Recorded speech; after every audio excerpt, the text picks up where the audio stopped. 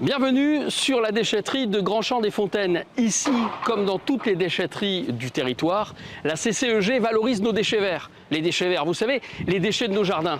On en parle tout de suite dans EG L'Actu. Qu'est-ce que le pôle gestion ? Alors le pôle gestion est en charge du suivi de la collecte des déchets des habitants, que ce soit en porte-à-porte ou en apport volontaire, et aussi du bon fonctionnement des déchetteries du territoire. Ève, expliquez-nous la filière déchets verts en déchetterie.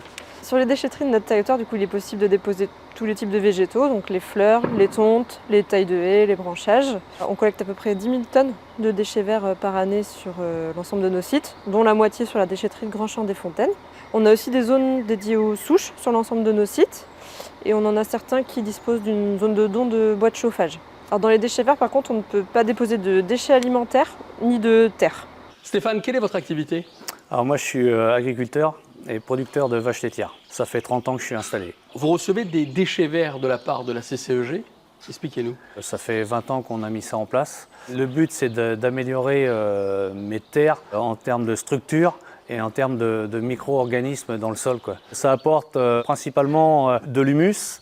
Ça permet aussi dans nos terres qui sont argileuses de pouvoir les alléger. Et d'autre part, ça a un impact sur la vie microbienne du sol. Quel avantage vous avez avec ce partenariat ? Déjà, c'est de pouvoir évacuer tous les déchets verts qu'il y a sur la CCEG, donc ça représente plus de 10 000 tonnes.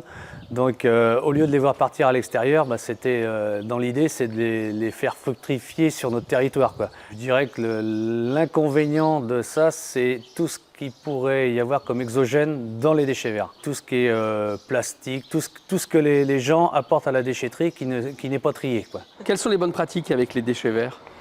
Alors il est primordial de bien séparer tous les autres matériaux avant de déposer ces déchets verts. Effectivement, on retrouve trop systématiquement encore de pots de fleurs, de sacs plastiques, de grillages ou d'outils qui se retrouvent mélangés aux végétaux, et ce qui peut poser des gros soucis au niveau de l'opération de broyage qu'il y a ensuite. En plus de ça, il faut bien garder à l'esprit que les déchets verts vont ensuite être utilisés par les agriculteurs et que du coup tout indésirable risque d'avoir des conséquences soit sur le bétail, soit sur les cultures. On préconise de garder nos déchets verts chez soi. Qu'est-ce qu'on peut mettre en place ? Quels sont les avantages ? Alors effectivement, les déchets verts peuvent être une ressource vraiment bénéfique pour les jardins. Donc il existe plusieurs solutions possibles. Donc, par exemple, opter pour la tonte mulching qui consiste à laisser sur place l'herbe qui a été au préalable finement coupée. Il existe une aide financière qui est proposée par le SMCNA, qui est le syndicat en charge du traitement des déchets de la CCEG. On peut aussi procéder au broyage de ces tailles de haies qu'on peut utiliser en paillis.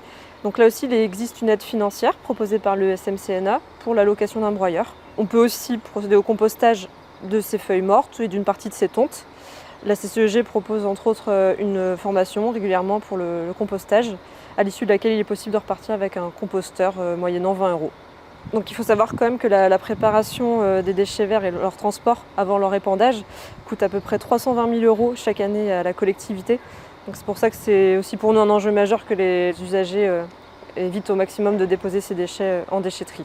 Est-ce que les déchets verts sont transformés par la CCEG ? Oui, du coup, avant d'être compostés, les déchets verts sont broyés. Alors soit directement sur la déchetterie comme ici à Grand-Champ-des-Fontaines, soit directement chez des agriculteurs en bout de champ généralement. Il est vraiment primordial d'avoir un gisement de qualité puisque ça finit dans nos assiettes. Alors comment est-ce qu'on peut devenir partenaire pour recevoir vos déchets verts ? Alors on est toujours à la recherche de nouveaux partenaires pour pérenniser cette filière de valorisation qui est locale. Si vous êtes intéressé pour récupérer les déchets verts de la CCEG, on vous invite à vous rapprocher directement soit du SMCNA, soit de la SCIC Nord Nantes.